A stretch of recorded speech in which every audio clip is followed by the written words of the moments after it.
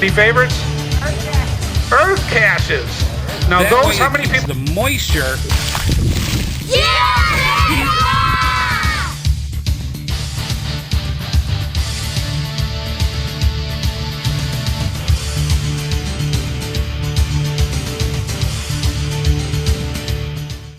Well, hello and welcome to the GeoSnippits Studios here in Raleigh, North Carolina.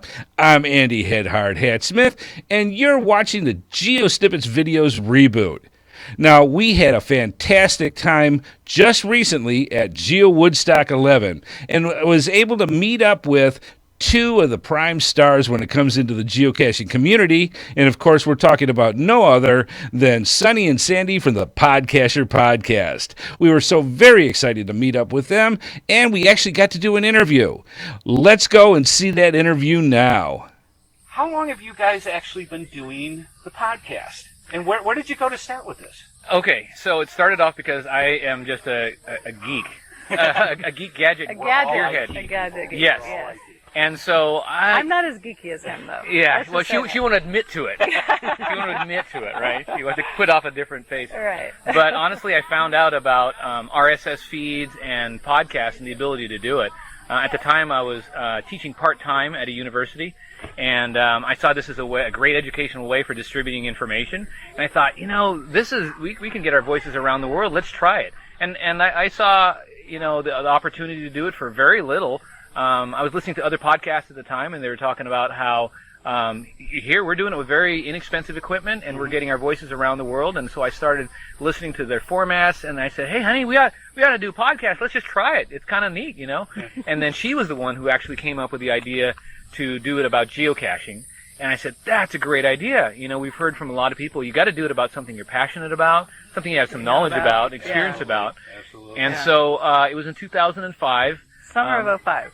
Summer of 05. Almost 8 years. Yeah, we decided, all right, we'll try it. And we really did start off with the inexpensive equipment with very little experience and knowledge, and we just jumped into it and started doing it. Literally, our first show, we were sitting on the couch, Yeah. passing a microphone back and forth. Right. So there's pauses, and we sound stilted. And Awful. Terrible. Yeah, my editing experience hadn't begun yet. We were using a microphone that didn't deal with dynamic range very well, and so we had to be careful. I mean, we had to modulate the sound with our own voices or the distance of the microphone. We had to do a lot that, as I grew in my audio experience, started realizing, oh, okay, a compressor would help out here. XLR microphone would help out here. So we learned a lot along the way, but we were literally sitting on the sofa, on the couch, passing it back and forth and trying to figure out how to get the sound that we wanted. Okay, I have to ask this, and just because everybody, when you're in the media, you get asked the basic questions about how you do things. I've never heard anybody say this, so I'm going to put you right on the spot. How'd you guys meet? Oh, that's an interesting question. Okay. All right, so cash? it's related. No. It's related.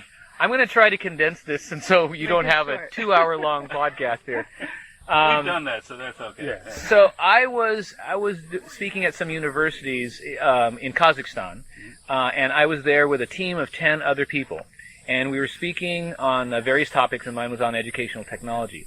At that time, there were 2 other people on our team who the husband and wife team. The husband was her brother. Okay. And they both asked me, "Hey, Sonny, so you're single? Are you dating anyone?" I said, "No, not really." Oh, and you saw them do this. Steve's sister is. You should meet Steve's You should meet Steve's sister. She's a technology kind of person too, and at the time she was director of technology for Wycliffe International, and I was Here in Orlando. Here in Orlando, and I was director of technology back in San Diego for a public school system, and so they planted this idea in my head of a director of technology, and I said, "No, thanks." And so I said, "In Florida, we'll never date. We'll never see each other." So cut to a few months later, she is visiting out in San Diego in January of 2004. Right. And we met each other. Things just fell into place. He took me geocaching. The very first thing we did was we went with geocaching. my brother and sister-in-law and their whole family. Yes. And we all went out. Our first date was with my family. Geocaching. Went geocaching, and I'd never heard of it before. Well, And I and thought, this is pretty cool. Yeah, yeah. And he's not too bad. well, it was my comfort zone. Yeah. Because they originally asked me, do I want to just come to dinner? Right. And I thought, okay, I'll be sitting across the table or maybe next to somebody, and this could be awkward, silence and all that. I thought, and you know how geocaching is, if things aren't working out, you just go walk over here. Right. And so, but it did work out. And time passes, and a few months later, I decide I want to propose to this lady. Wow. And so I worked with other friends of mine, and this was during the time of paper caching, not paperless yet, and I mocked up a fake geocache. And it was not published, but it had fake latitude and longitude. We went out and found it, and from her point of view, she thought it was just a normal day of geocaching. Sure, yeah. I thought, he had a whole bunch of sheets of paper. I thought I was kind of choosing where we were going and when. He had the whole timing thing, unknown to me. Oh, yeah. And he had his friends in place with binoculars and radios, and the guy Binoculars hiding and the ring. radios, Oh, this is long telescopic range cameras. He hid really, the ring when he Yeah. knew we were coming, and of course it wasn't a real cache, but a cache container. with 200 And, plastic rings in it. Yeah, Yeah. Wow. that's how he proposed. So at the time, the guy with the telescopic camera takes pictures of it. We have lots of pictures of this event. Sure. And I proposed to her. And so that's how it's all connected. So geocaching is very much intertwined. Even the forgery of the cache that we had, it's all... Which you couldn't do anymore these You can't do days. it anymore, we're thinking. Because, No yeah. one prints out paper. Do you remember the name of the cache? Yes, we called it a Eureka. Because I discovered it. I found it. And so this is my treasure. Oh, that is so sweet. See, that's why I'm glad I asked. That is perfect. That is so cool. Now, So, See, when you're proud of yourself. what did you trade? Yeah. yeah, there must have been some Oh, that's serious a good swag. question. Trade Right. trade even, right? Well, see, I put in a diamond ring. Yeah. And you got the wife. There you go. Good trick. Good trick. That's awesome. Now, the other thing that I was curious about, among the million other things, Sean comes into the picture. Yes. Now, how did you come up with the idea of taking your baby and then putting it into the podcast? Because that is such a cool thing. It hits so many levels with people. You get the people that just are interested because it's cute with Right. Sean because he's adorable. Yeah. And the other factors of I always want to know what's going on next. I mean, I'm sitting there listening to when his first tooth came in, the first time he did his steps, the first time he started doing the announcements that came in. How did you adapt all that in? Well, we were in the process of waiting for an adoption for quite a long time, and we share a lot about ourselves on the show, but we weren't really sharing that because we weren't quite ready for it yet. Yeah. And actually, the timing of it was we had planned to go to GeoWoodstock in Wheatland Right. that year, but because everything happened so quickly with Sean and the adoption process, we had to cancel our plans at the very end, and so we kind of had to explain, or we had to, tell people on the show we're not coming, but we couldn't quite tell them yet. Yeah. And so there was kind of that whole thing. And then after, everything was finalized, we wanted to share this great, exciting absolutely. news. And so we did that, and we had such a huge outpouring from the community of just good wishes, and people that we didn't even know sent us gifts. I mean, it was just amazing. And so then it was just kind of an excitement thing of sharing, about this blessing God gave us on the show. And it kind of grew into, sharing a little bit about him. And there's been times where we've skipped it, and we hear from people. They Yes. go, why didn't you do the Sean update? You missed out on it. So we kind of just kept it in, you know?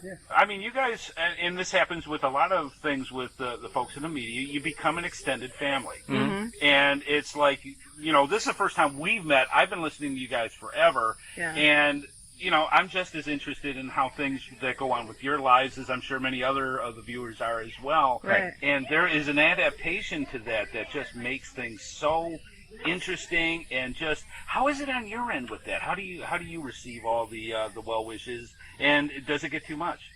No, you know what? It especially and when she's saying it happened quickly, it happened very, very quickly. Where we heard about Sean's the ability of birth parents within a week. Yeah. And so within that week we had made all the arrangements, and then things fell into place. We at first we were not sure how to think about it, but then after a while we realized there's a lot of connection out there, people emotionally, and so we think that a lot of these people are just Sean's geo uncles and aunts. Oh yeah.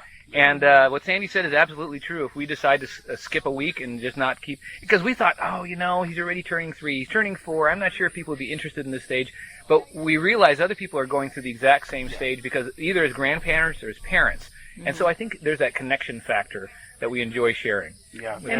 And what you're talking about, those people who come up and say, I feel like I know you. Yeah. Not just with Sean, but with everything we share about our lives, probably similar to you guys. Sure. I've never met you in person, but I could be your best friend. Yeah. And it's amazing to us. And I don't think it never really gets old. Every time we come to an event, we're kind of amazed. We're just like regular cachers like anyone else. Mm-hmm. It's just that people know about our lives. Right. And hear a lot of things on the show they can relate to in their own lives, and we think it's part of what helps us keep going.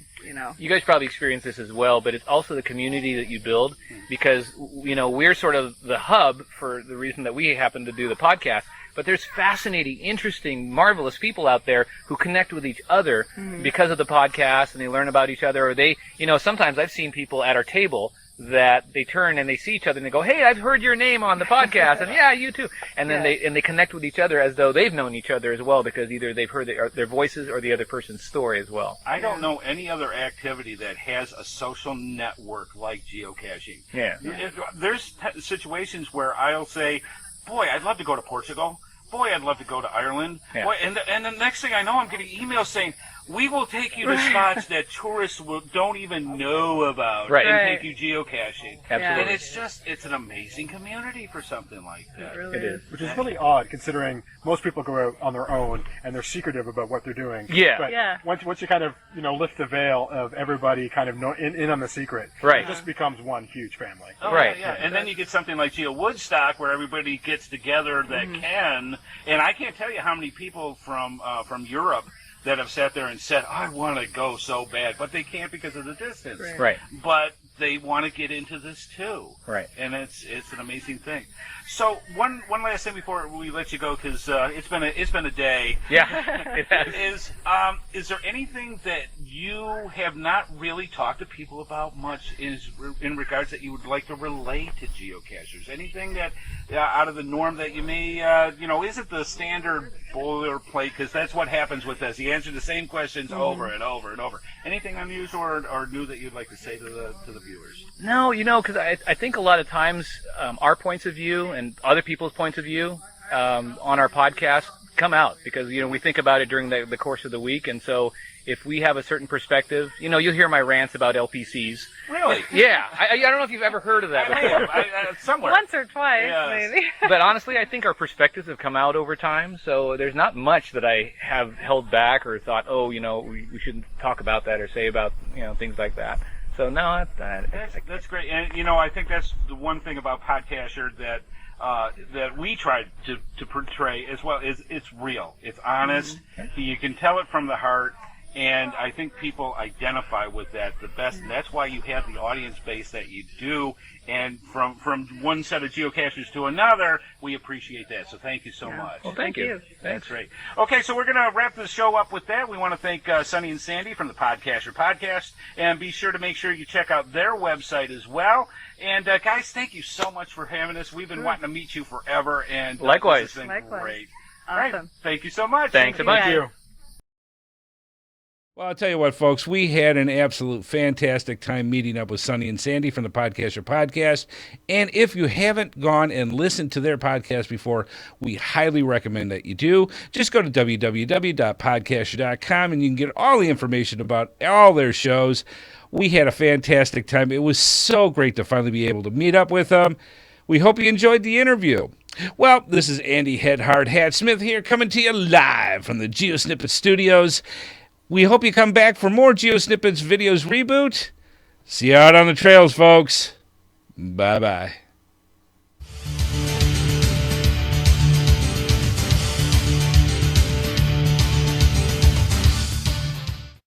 Used for different things. And I'm here, and you're here, and Dave's here. We're all here. Welcome to the GeoSnippits Reboot Podcast. All I can say is check everything. Don't take anything for granted when you go geocaching, because you never know